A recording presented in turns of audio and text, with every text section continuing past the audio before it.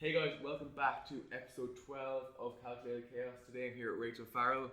And also thank you to everyone. I'm nearly at 1,000 subscribers. Thank you to everyone who subscribed. I'm glad you're all enjoying the videos and I hope you enjoy this podcast. So, hi Rachel, how are you? Hi, good, how are you? So, good. So can you give just a brief introduction of what you're doing, and who you are? Yeah, so my name is Rachel Farrell. I'm 26 years old and I'm a primary school teacher here from Claregalway. Yeah, and you do a little bit more than just primary school teaching. So we'll give the history on how we met. So there's a local gym. We both did CrossFit. What was it? 2 years ago? Say about 2 years ago now. 2 years ago, yeah. 2 years ago. And how long did you do CrossFit for? I did it, I think, for about 2 years, maybe 3. Yeah. So I did CrossFit when I started was 15. When I wanted to start my weight loss journey, I went to CrossFit. Went to the most extreme way of doing it. And I did it for about a year and a half as well. But we met through that. And what got you into CrossFit in the start? Just, I suppose, something different. Like, I would have swam competitively when I was younger, and same with badminton.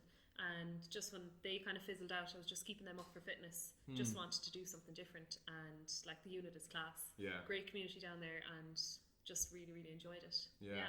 Shout out to Keith, Rob, and Colin who are running this serious thing down there. Because like, it's even so funny and amazing to see. Like, when we were back there, it was still very small and they hadn't started in competitions. Yeah. Now seeing them go and destroying competitions across the country, it's very inspirational. No, the growth has been phenomenal. And actually with Grafting, I actually did a promo video for them as well. I guess, and the lads down there are absolutely brilliant. And then you did CrossFit for 2 or 3 years, and what kind of made you kind of maybe walk away from CrossFit? What was kind of... So then I actually broke my wrist, so that kind of put me off CrossFit for a while. Yeah. I was kind of afraid to go back to any of that kind of type of fitness where I was hanging off bars or anything like that. Of course. So what happened then? I think, that fizzled out. I just went back to swimming, walking, a little bit of running, like nothing major, just keeping fit. Yeah. And then in 2018, June, I did my first triathlon. Yeah. You were actually there as well. Yeah, and we didn't know we were both doing it. No. That was a complete coincidence. Mad. So I remember on the run course actually we were running past each other. It was loops of the street there in Athlone. We were just waving at each other. So. Oh yeah, because I remember we weren't in the same heat for the swim. No. I think you were a little bit earlier. I think you'd gone a little bit earlier, but I think you got like swimming would be my weak point. So you did the swim about 10 minutes, or 9 or 10 minutes, or something stupidly fast, and it took me 20 minutes to swim it. And actually, when you caught up though. Yeah, I ran a 25-minute 5K after the end, which was like, that was my saving grace per se. But it was that was crazy. I don't think I fully understood what I was signing myself up for. Yeah. Because I started YouTube and I was like, what would be the coolest thing to kick this off with? I was like, 2 months to train for triathlon. Like, I literally just so random. And literally, but like, because I was going to do Tough Mudder, and then I was going to the Grail Cliff during Tough Mudder, so I was like, oh, what's an alternative? And I was like, triathlon wouldn't be a bad idea. And how did you end up getting into it? So it was just like that, so random. A friend of mine, Justin from badminton, we were actually at badminton one night, and he was like, would you do triathlon with me? And I was like, yeah, sure, why not? Yeah. And like, it was only a short one. I think the swim was 750 meters. What was it? 22k cycle. 22k cycle and a 5k run. So I was like, that's definitely manageable. So yeah, absolutely. Just pure curiosity, really. Just did it for the crack. And really, really enjoyed it. So then after that, I was moving abroad, I think 2 months later. Yeah. So I'd done that and really enjoyed it. So I just put out a feeler on Facebook when I moved abroad, and I just said, is there any triathlon club over here? And a good friend of mine now, actually, Nasser, got back to me and he said, oh, there's an aquathon on this weekend, you should come along. So that was a sea swim followed by, I think it was a short run as well. So went to that and just all kind of sparked from there, really. Yeah. And before triathlon, the sprint triathlon we did, what sort of training did you do in the build up to it? Oh, like next to nothing really, to be honest. Like, I wouldn't have been a runner at all. Like, I would have done a few 5Ks, but nothing crazy, major. Yeah. You were back in swimming.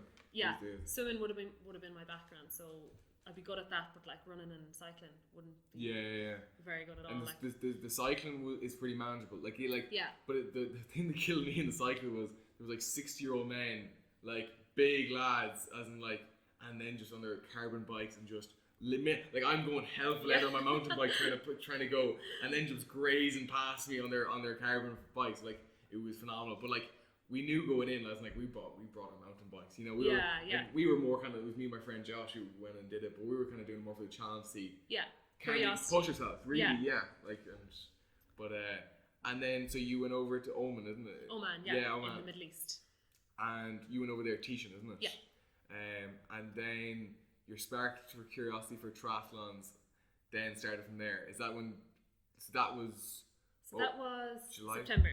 Last year. The Aquathon was on September, and then I think it was October there was another sprint triathlon.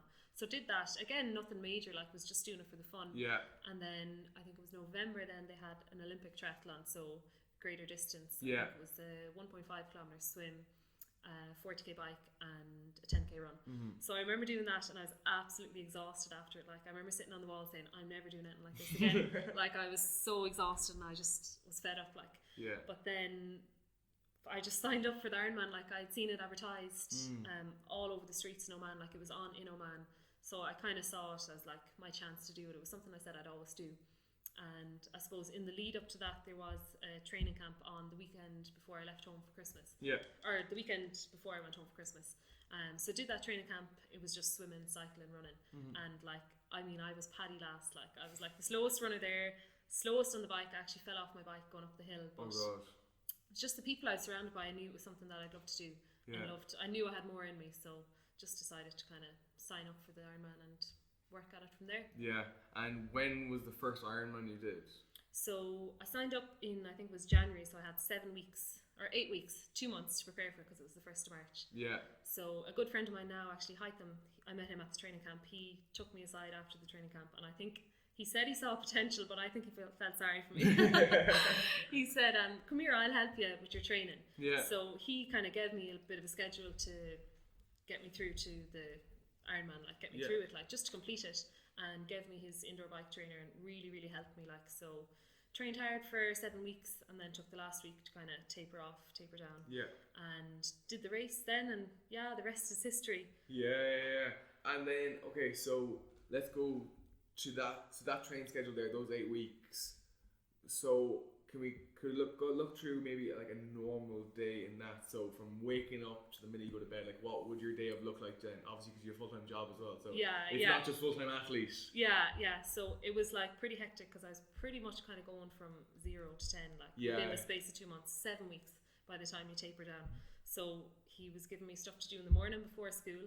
So we started school at 7:30, so maybe get up at about 5, do maybe an hour on the bike or something, shower, go to school, then would train after school for another hour, maybe do another run or do a swim or something like that. So a lot of that time it was 2 training sessions a day, but that was because I had an awful lot of catching up to do.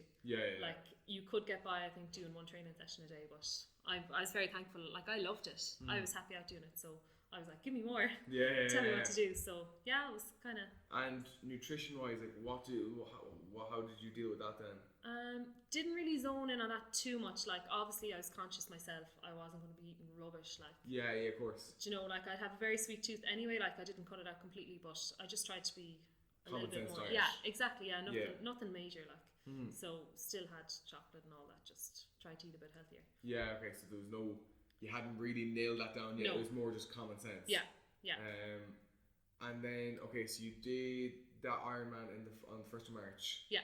And how did you perform in that, or like how did you get on? So swim did very well. I was really happy with the swim. The bike course was quite good as well because I would have practiced the route, like, so that helped. Yeah. That was a huge advantage. And then the run, I was like delighted with. That would have been my first half marathon.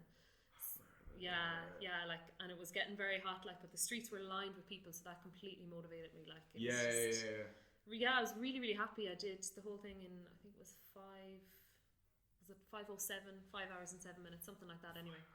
And just for anyone that doesn't know what a half Ironman is, what are the distances? So you have a 1.9 kilometer sea swim, a 90 kilometer bike, and a half marathon.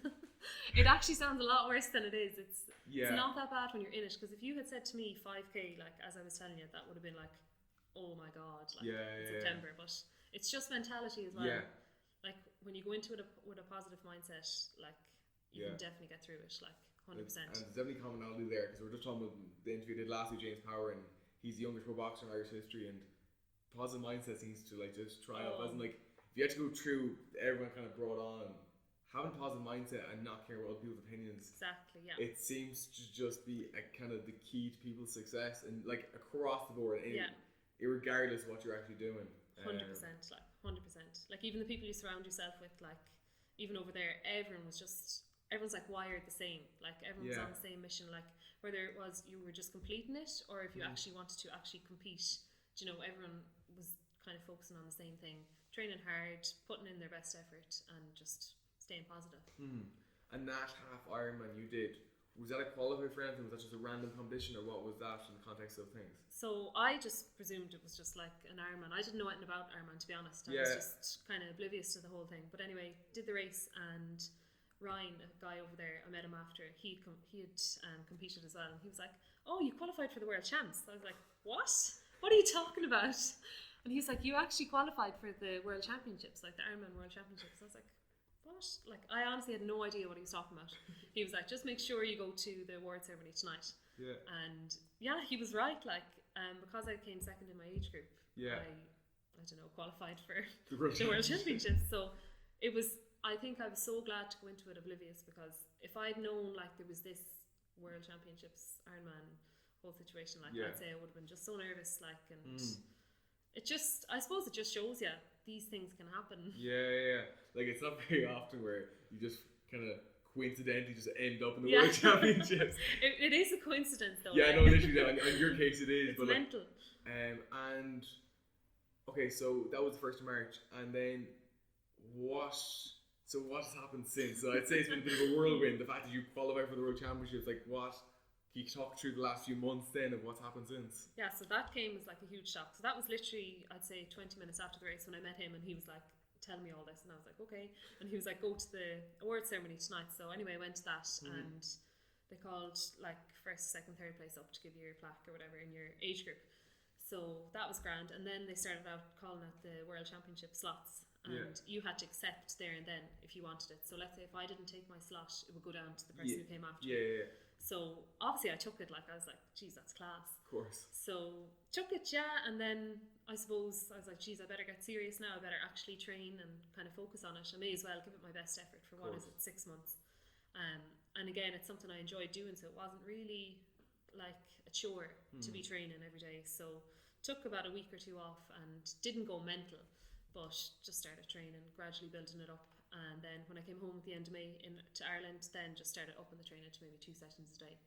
Like before that, I was just doing one thing, one discipline, so a swim or a bike or a run, just kind of tipping over. So here I am now. Yeah. And still training. And so in your 7-day schedule, you train every day, or do you rest days, or? Training every day, yeah. So I'd have like a rest day, but it would be like a very easy, active recovery, very, very easy session, like an hour easy spin on the bike or something. Okay. So yeah, it's great. Like it's keeping me sane. I'd say I'd be cracked if I didn't do it. Like if there was a day there where I couldn't train, just there was a lot going on at home and had loads of stuff to do. Yeah. And I was actually so cranky. Like it's just unreal what it does to you. Yeah. It's like a drug. It's more powerful than any drug. Like 100%. Yeah. And then with regards to nutrition, then have you nailed that down since, or are you still just on common sense sort of diet? I've gone a little bit beyond common sense. Like I'm like really trying not to eat rubbish. Like But then again, I do like when I'm training, doing 2 heavy sessions a day. I would up my intake of carbs. Of course. But like I'm not following a very strict plan. I would love to be following a strict plan, but I don't really have time to be looking around and seeing what I'm supposed to be doing. I'm just kind of focusing on training and eating healthy. You know, everyone's watching this. Could be a food company that could. Oh my god, I'd actually love that, because I'd actually love to be told what to be eating. Like, do you know? Yeah. When you're training for something like this. Yeah, and the sort of person like you, like if you're training, like the fact of going to the World Championship, and like having some sort of sponsor. Oh my god. Would it actually help out dramatically? It would be. Like I've actually reached out to a few people, but unfortunately there's nothing there. Yeah. I suppose like for businesses and stuff, they'd probably want to see someone like competing at like an elite level or something. Yeah. But again, it's good to put feelers out there. I have tried. Yeah. So maybe if I'm still at it. We can chat about it afterwards, because like I'm actively helping other people out for sponsors and stuff. Oh, so great! Yeah. I can try and help you out afterwards. And then. So you've kind of, at the moment you're just full-time training. When is the actual event? So it's the 7th of September in Nice.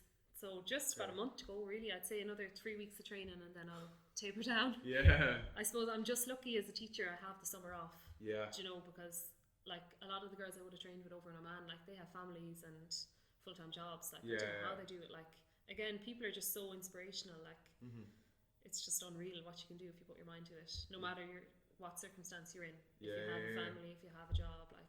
So whether how bad you want it. Yeah, exactly. Yeah. Because you make all the excuses in the world. Like we were having a conversation beforehand. 100%, yeah. From like I don't use a camera. I use my phone to record these, and obviously I bought the mic after saving up. But like, it's just a matter of not making excuses and taking that first step. Even if it's in like your case, going for a run or even walking at a brisk pace to even like work towards. It doesn't even have to be like a triathlon or anything. Like it could be anything, you know, at all, and just taking that first step. Because I feel like people are actually terrified of that first step. They hype it up, and once you start moving in the right direction, even if it's only small steps each day, 100%. If you look back, you'd be like, "Oh, I can't believe I started there." Yeah. And people are so encouraging. Like. Yeah. Everywhere you go, no matter what sport it is, like people will encourage you. Like. If you surround yourself with the right people. Yeah. And that's what it comes back to. It's the right sort of influences you have around you, because you are like you can surround yourself with the wrong people. You can be following the wrong stuff on social media, and it can totally destroy your kind of self-confidence and stuff. So again, it's around what bubble you surround yourself in, and again, well within your control. And even if you're in a wrong environment where, let's say, all your friend group are all negative or whatever, like social media now, you can build a little bubble for yourself, and the podcast you listen to, the music you listen to, the people you follow on social media, the stuff you watch on YouTube. You can build a positive bubble around yourself on the internet, not just if let's say the environment around you, people around you isn't the best. Because not everyone has the control of who they spend a day to day with. Yeah. I'm kind of big on that. That is so true, though. Yeah. So true. But yeah, no, like I'm so big on that. Like as in like I've like stripped my social media down to only people I'm really close with. If I would, like, I won't follow someone on social media if I wouldn't speak to them on the street. Yeah. Because like, I don't see the point why. Like, why do I care that you're going on to Italy? You know, I was like, I wouldn't speak to you on the street. You know. There's no point. Yeah. It's unrealistic. It does, and like I think the whole social media thing is like, oh, it doesn't follow that person. Like it's kind of all very petty, but that's a whole other discussion anyway. And then. Are you representing like Team Ireland, or are you an individual going to the World Championships? Just an individual going to the World Championships. Okay. Yeah. Oh my God, it'd be class to represent. I suppose in a sense, I'm kind of representing Ireland in a way. Like. Is there Team Ireland, or is that a thing? I don't think so. Okay. Well, I actually don't really know, to be honest. I actually don't know. I'm just kind of going along with it, like. And that's such a great way to be, because you just like no concerns. You're going over. You know what you're going to do. Yeah. And do you have to pay entry to do the competition? You do, yeah. Okay. So you get your slot, but you do have to pay entry. I think it was like €450. So it's a very expensive sport. Yeah. By the time you kit yourself out for the 3 disciplines, and like even a tri-suit costs the guts of €100. And oh wow, okay. Yeah. So it's expensive. It is definitely expensive. Like. That's why you need to start getting sponsors. Yeah. People pay for those. And like so. And then, so you're 1 month away from the actual race. So how are your feelings right now? How are you feeling about it? Good. Like, I'm so nervous. Like, I'll be sick. I'd say I won't be able to speak to anyone, like, in the lead up to it in the last week. Like, but I'm really excited. Like, I've put in the work. So, like, I've no doubts that I won't be able to complete it or anything like that. Yeah, of course. Although I know Nice is going to be a really challenging course. Like, the bike route is supposed to be insane. Like, I think one of the hills in the course is like on Tour de France. So lovely. Yeah, but I am actually looking forward to the challenge, but it will be tough. Yeah, that will be insane. And you're doing a half Ironman over in France, or is it? Yeah, half Ironman. Okay, and then like how many so when you're starting with someone, are you going in batches, or are you going like how many you go off at a time, or how does that work? So I think they let the pro females go first, and then the pro males. And then they let the rest of us off then in batches of 5. Okay. I think that's the way they're working it. I think it's different in every country, but I've heard that's the way they're going to be doing it. And what's the difference between yourself and a pro athlete like this? So I suppose pro athletes, like, that would be their actual career. Like, they wouldn't, I think, as far as I know anyway, they're sponsored. They'd have, like, that would be their day-to-day life. Like, they train, they wouldn't work. I think, anyway. And, yeah, that'd be the main difference. The difference, yeah. Because I know, like, you see, like, well, technically all the GA players are all amateurs, but, like, I don't know, they're selling out stadiums and stuff. Yeah. But, like, so I didn't even realize people could go professional in doing Ironmans and stuff. So, like, as in, like, that, like, there's enough money there that they can function for the year, like, as in all year round training. But they'd need sponsors, like. Yeah, of course. If you look at the likes of like Lucy Charles, for instance, like she has so much sponsorship. Like, there's no way you'd be able to afford all like top class kits without sponsorship. Like, and how often would they be doing the pros doing competitions? It seems to be fairly regular. Like, I follow a few of them on Instagram, and like they would be competing at least every 2 months. Okay. Yeah, and if not, they'd be going to like training altitude training camps or like. Different countries, like for climate training and stuff like that. So they'd be fairly flat out between those training camps and competitions. That's insane that they're getting a body prepared to compete every 2 months. Because like you're talking here, so you're saying from the 1st of March to the 7th of September, you've been trying to build yourself up. Yeah. Obviously balancing the job and part of that as well. But like the fact that they can get their body in peak condition every 2 months. Mental, like that doesn't even make any sense. Yeah, that's crazy. Yeah, I suppose you look at the CrossFit athletes as well. You know, some of them compete every few weeks, depending on what they're doing, and that's insanity as well. It's just mental. The body can do so much, like if you just put in the work. And then what is the biggest? So obviously you've been doing triathlon. Your first one was just over a year ago. What's the biggest thing you've taken away from it?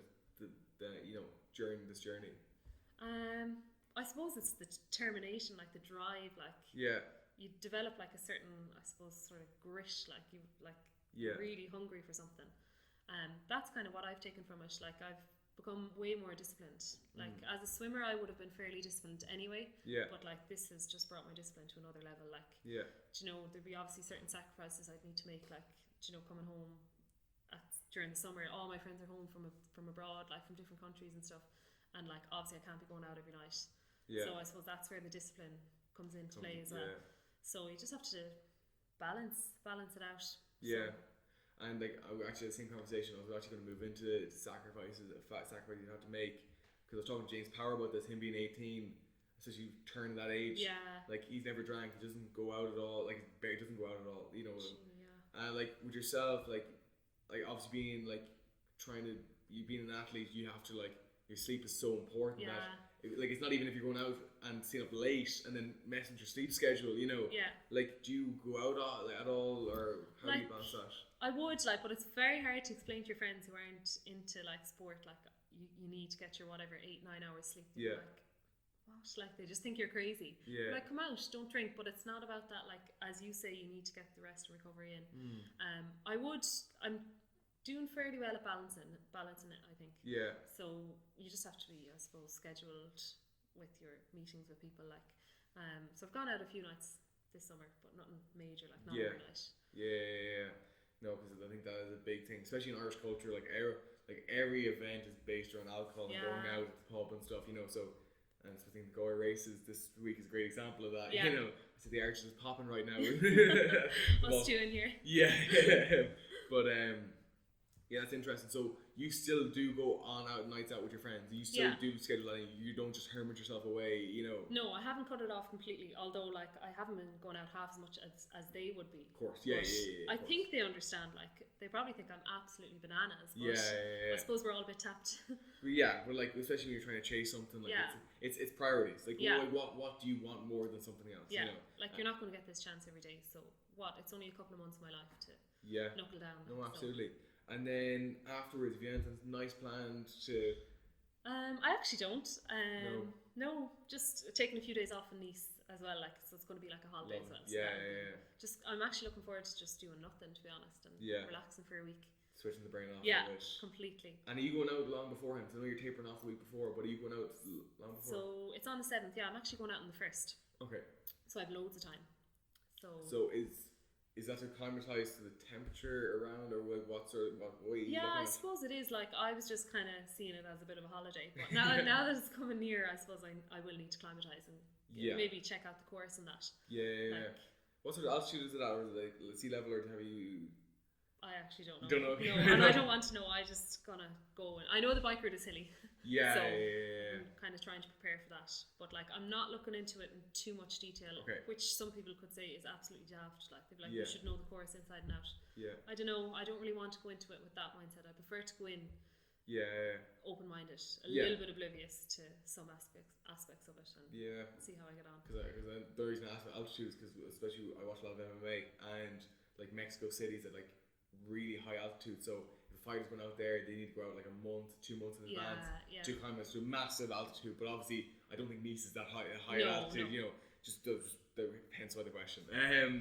But and then how many, so you're taking then a bit of a break afterwards, and then are you organising any competitions after that, or are you just going to totally switch some brain off from that, or what's the plan? Yeah, nothing planned. So just see how Nice goes. Although I have signed up for Ironman, the same one that I did last year.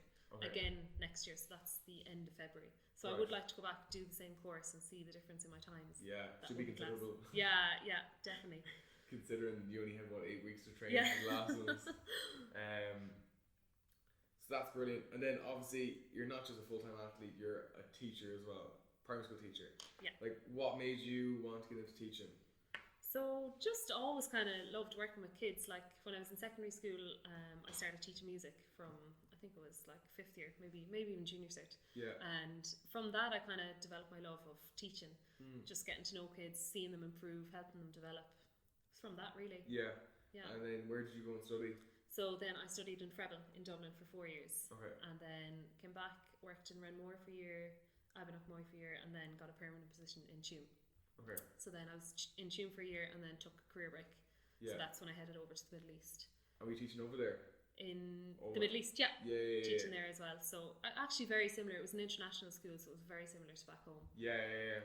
And what's your favourite aspect of working with? So obviously, I know you said progressing, but like, so that was before you got into it. You like that aspect of what day to day, like what kind of keeps you motivated? Because like I know working with kids, I couldn't work with kids. I wouldn't have the patience. But what keeps you motivated every day to go in and work? I suppose just knowing that you're making an impact on their life is quite nice. Like, and having the banter with them as well. I think that's just so important. Yeah. Having an actual relationship with them. You're not just there as a teacher. Telling them what to do. But if you get to know them on their own personal level, like, sure, they're human beings as well. They might be a bit younger, but that's kind of what I love about it as well. That is amazing, because the one gripe I always have with teachers, well, not all teachers, certain teachers, is that they see themselves as the Almighty, and that and that they want to assert their dominance over you the whole time, and know that you're on a different level. But I think the teachers that actually do the best speak to us. I know secondary school kids now. I'm just after finishing school, but speak to us as humans. Yeah, you know, exactly. And building that personal connection, because that almost like that. Like, I know we had a teacher, Mr. Kennedy, our maths teacher. He was the best teacher. He was super passionate and knew us all on a personal level, and actually cared and actually wanted us to do well. And that came across as teaching, and in turn, as a class, we want to do well for him. It works both ways, 100%. Absolutely. And kids do realise when you put in the effort, you know. No matter how young they are, like, even if you have infants, if they know you're working with them, they will put in the effort. Like, they're only 4 or 5 years old, but they know. It was very funny. I remember seeing on your Instagram, you got the kids to say like what their conception of Ireland is.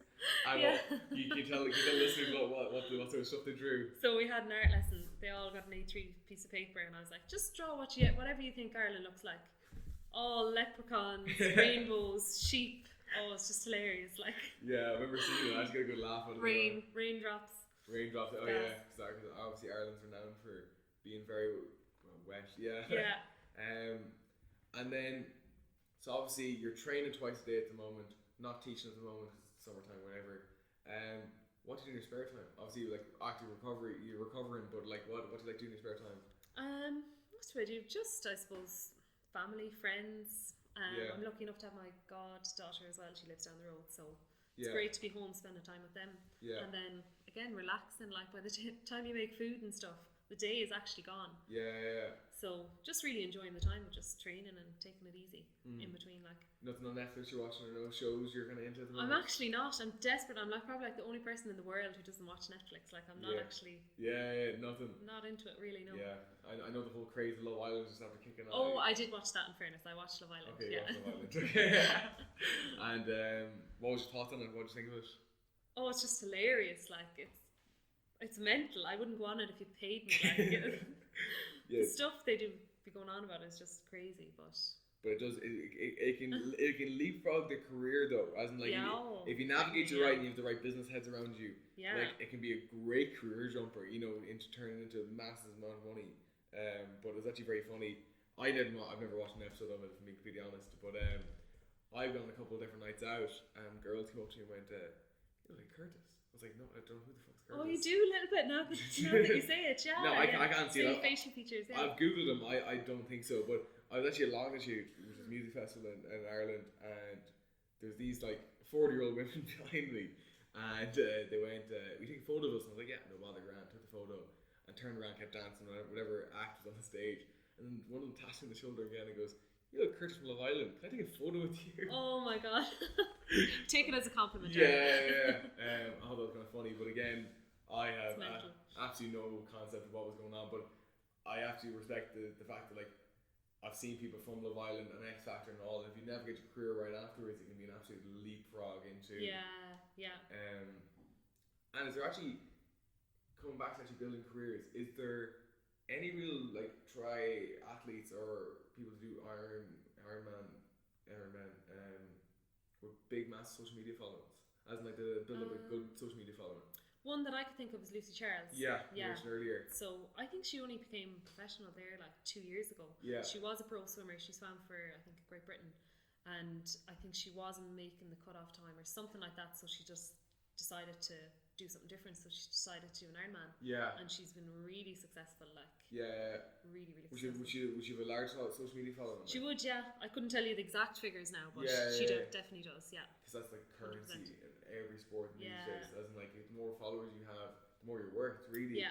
Because I know from my end, like as in like I do digital marketing, so obviously influencer marketing is part of that. So when you're recommending to clients, you know, you kind of have to look at someone's following and go like, now it does get a bit murky now with the whole kind of buying followers, buying likes. I was just gonna say, that does get murky, but like, if you're working with someone, you do have to get into their account, look at their insights, so you can see how many people their posts are reaching. Actually engaging, so you can fish through that, but that is a kind of a murky kind of area. And then with regards steroids in your sport, is it much drug testing? How? To be honest, not that I know of. No, not that I know of anyway. Maybe at the pro level, but I haven't encountered it at all. None? No. Oh, okay. It's just, you know, because it's become more and more topical, you know, obviously. Yeah. I'm sure maybe now at the World Champs I'd see it, obviously, because that'd be the top level, but to date I haven't seen anything. Yeah. That's interesting, because, you know, considering, I suppose, I don't know, like, what is actually your opinions on taking steroids? Because I'm kind of... I just think it's absolutely ridiculous. Like, think so? People shouldn't rely on steroids to enhance their performance. Like, that's just my own personal opinion. Yeah, of course, like, obviously, like, I watch MMA, and I think if someone's taking and not taking in that sport, like, you can get bodily harmed and end up walking away. But I'm not totally opposed to having, like, in each sport having a league where they can take steroids and not take steroids, you know, like bodybuilding. Yeah. Because, like, taking steroids, you're seeing, like, peak human performance. Mm-hmm. From a selfish perspective, I'd like to see that, but I don't think they should mix in together. You know, because that's two different level of athlete. You know, the top natural athletes. Yeah. That like I wouldn't mind if there was clear distinguished. There's a steroid taken competition and a natural. And a clean. 100%. And I think that would be a fair enough way to go about it, because I know CrossFit's ready with steroids, and like they claim it's not, but it is. You know, look at them, like look at them, and I know I've listened to a podcast. One of the top guys who recommends the steroids for the top CrossFit athletes. He said he looks after 10 of the 15 top ones. You know what I mean? Like, but like if you're training 3 times a day with that sort of intensity every single day, like the human body, like I know what you said, open mindset, but like, you know, after 2 tough sessions, if you went hard for the full week and you were having your light recovery day, bodies and bits. There's that as well. I suppose there's 2 sides to it, isn't there? Yeah. It's what level you want to get to, you know what I mean? And like there is like, no matter like how hard you train, there's always going to be a cap to natural performance, you know? Yeah. And then it's the next level. Now I think there is a lot of stigma with the public around steroids, like as in, like, yes, it helps you recover quicker, which means you can train more. It's not that you just magically get jacked. Yeah. And that is a big People thing. don't really have the knowledge, like. No, that's not. It's like steroids bad. Yeah, What is it doing? Each one has different things, you know, because I've listened to loads of podcasts with nutritionists and supplement nutritionists and all that, and them talking about it, especially Joe Rogan. I don't know if you what do you listen to? Joe Rogan. I haven't actually heard of him. I listen to music. I haven't really gotten into the whole podcast thing just yet. I have a lot of friends that listen to podcasts when they're training, but I must actually start getting into it. Yeah, because you train for like hour, 2 hours, you know, as in like, how do you, like, I suppose maybe I'm just very ADD, but I get very bored. If I'm running, I have to have some other way where my brain goes away and listens to a podcast or whatever. But yeah, I must try it, because you're not the first person who says that. Yeah. Like, I don't know, I just have like Avicii, Kygo, that kind of music on replay. That kind of drives me. Yeah. That motivates me. So that kind of keeps me going. If it was anything else, like, I wouldn't be able to keep going. Like. Yeah. No, definitely podcasts I didn't recommend, because like you're constantly learning. Like I'll definitely recommend some podcasts to you after this. Yeah, do definitely. Other than Chaos, but Joe Rogan's brilliant because he gets everything from like doctors, psychologists, nutritionists, professional surfers, like such a wide variety, top comedians. Like Joe Rogan, like for background, he's like very high, like he's one of the best comedians in the States. He's a UFC commentator and he's the biggest podcast on the earth. Oh my God, but he's been going for like 12 years. Actually, I remember one of his friends actually released by accident, they kind of said it on their own podcast live, but he earns like $9 million a year on revenue from sponsors. Oh my God. But like he gets like roughly 1 million listens an episode. Like he's getting more listens and watches than the top TV shows. You know what I mean? Like that's where it's moving. You know, like where some shows are getting 100,000 views an episode, he's getting a solid 1 million. You know what I mean? So yeah. He's built a massive platform. I started with him and his friends just talking shit and his fucking shed. You know what I mean? Yeah. Literally started there and then it moved to him having a massive studio now. But definitely would recommend podcasts. Yeah, I must try it out, definitely. Yeah, because like I just we're all used to the radio in the car. It's just taken for granted. It's just changing the habit, really, isn't it? Literally, yeah. Because like you naturally go to your playlist. Yeah. Put your music on and just go for it. Yeah. And you listen to upbeat music. So do you run to the beat of it, or like is that totally disregarded, or how do you work with that? Yeah, I'd be completely disregarded, really, the beat of it. Just, I don't know what it is. I just love Avicii and Kygo. They just get me going. Like, yeah. I don't know what it is about them. Dance music, like in general. Yeah. That would kind of get me pumped. I think it's like a lot of lads would listen to rap, would they? Yeah, rap lifting weights. has its moment of, you know. Yeah. I think this going through its kind of popular phase right now, you know. Yeah. As long as she's killing it and some. Oh my God, yeah. All the rappers were Longview, weren't they? I hadn't heard half of them, to be completely honest. I was there all weekend. I probably knew a handful of the artists. Great vibe though. I had a great time anyway, you know. Yeah. And if you actually, not fair, I found some artists that I didn't know who they were beforehand, and I walked away from fans or going down some of the songs. Yeah. You know, so no, I've gone to any music festivals. Music festivals. What have I gone to? I went to Oxygen years ago. That's all I've been to recently. I was at Westlife, of course. Yeah. They were absolutely class. Yeah, loved them. Last summer, just summer gone. Yeah, just summer gone. Yeah. So really, really, really good. Actually, funny story. Before they broke up, there was a last thing. 3 were doing free tickets for any 3 customers. Oh yeah. There's a free gig in the 3 arena was just converted over, and I meet Louis Walsh there. It was like a really small gig at the 3 arena with Westlife. And oh my God. Louis Walsh was actually a judge on the X Factor at the time, and he had all his team. You know when they get to like semi-finals, when they have his house or whatever, they had them all there. Oh yeah. But they had to keep it all dark and get them out the back because it hadn't been announced on TV show who he had picked yet. Oh, okay. Yeah, that was kind of funny. They were actually quite good live. I have to admit, were they? Yeah. I wouldn't really listen much to their music, but I enjoyed their concert anyway. Yeah. I was 11 years old. Like, this is like 6 or 7, 8 years ago, you know. But no, they're good. And how was it in Crow Park? Class. Really, really good. Yeah. Put on a great show. Yeah. Absolutely brilliant. And do you go to many concerts? Not really. Now that you say it, like I actually haven't been to that many. No. But you're big into music though. Yeah. Yeah. I'd listen to a lot of music, like, but I wouldn't be kind of traveling around going to all these concerts or anything like that. You know? Yeah. Just life takes over sometimes, and you're just busy. Yeah. Like, again, it comes back to priorities. You know. Yeah. You need to get up, train. Actually, like, do you get up at the same time every morning and train, or like does your day schedule or change? It'd vary. I try to get up early enough. Like I try to be up by 9 and have, like, let's say the first workout done. You know, because you want a bit of a break in the middle of the day. Yeah. And then do the next session. I try to do it by maybe 4 or 5. Yeah. So Yeah, and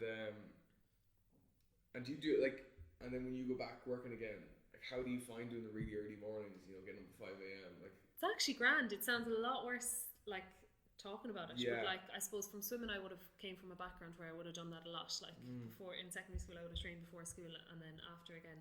So I would be kind of used to it. Yeah. But once you're up, like once you have the workout done, you're set up for the day. Then you feel great. Like you do, don't you? Yeah, 100%. I remember I don't know this one guy I follow. He's actually a real estate agent from New York, but he does vlogs and stuff. But he kind of said that like he works out really hard in the morning, and no matter how bad his day is after that, he's done the hardest thing already in the morning. So anything after that, it becomes so minuscule. Like it's so hard to get worked up over it. You know what I mean? Yeah. The hardest thing is just getting out of bed. Like once you have that done. Yeah.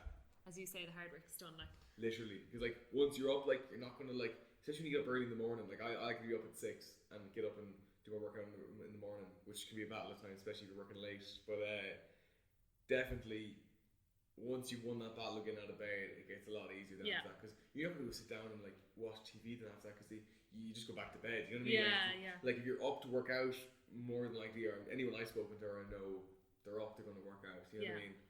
Because that takes a lot of self-discipline, and having to like. Actually, how do you mentally? Actually, this will wrap up on this because I think this can be an interesting question because it's kind of very topical at the moment. Like on the days you go, I just don't want to do this today. Like, that happens. Yeah, of course. Yeah, you're training that much. How do you mentally try and combat that, or do you sometimes listen to your body and just take it to the rest day? I suppose back when I was in Oman, I just kind of thought of the people I was surrounded by. I was like, sure, look, everyone's kind of going through struggles. We all kind of just get on with it, and that would kind of motivate me. But since I qualified for Nice, that's just been my focus. Like, so I'd wake up, let's say, for instance, yesterday, and I'd be like, oh, I'm wrecked. Yeah. Do you know? But I just think in Nice, 4 weeks to go, may as well just put in the work now. But like, if my body was absolutely exhausted, like if my legs were sore, like I would pull it back and I wouldn't train. Thankfully, that hasn't actually happened yet. Okay. So yeah, just kind of keep reminding myself that I'm very lucky to be even competing, like, and embrace it and just. Gratitude. Work hard. Yeah, exactly. Work hard for the last 4 weeks. Like, it might be my only chance to ever compete in the Worlds. Yeah. So. Unlikely. If you qualified this year with the amount of training you actually had. You never know. You never know. You can go on as a pro athlete next year. Oh Jesus! Imagine, that would be class. That would actually be amazing. It's not totally out of the picture. You never know.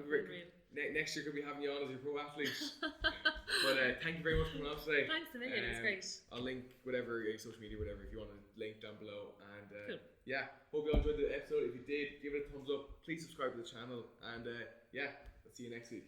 Good night, Relive.